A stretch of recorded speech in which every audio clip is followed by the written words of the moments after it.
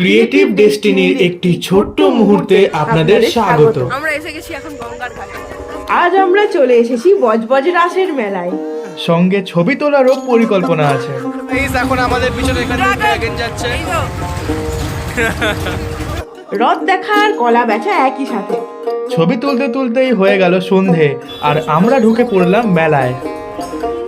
মেলা দেখে আমাদের তো ছোটবেলার কথা মনে পড়ছিল ভীষণ। আর এই যে এখানে একটা পেতনি দাঁড়িয়ে দাঁড়িয়ে হাসছে। বেশি করিস না,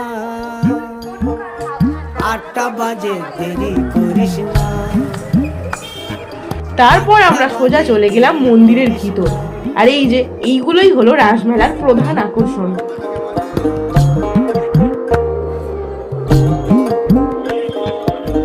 তারপর সব কাজ শেষ করে পেট পুজো শুরু করলাম।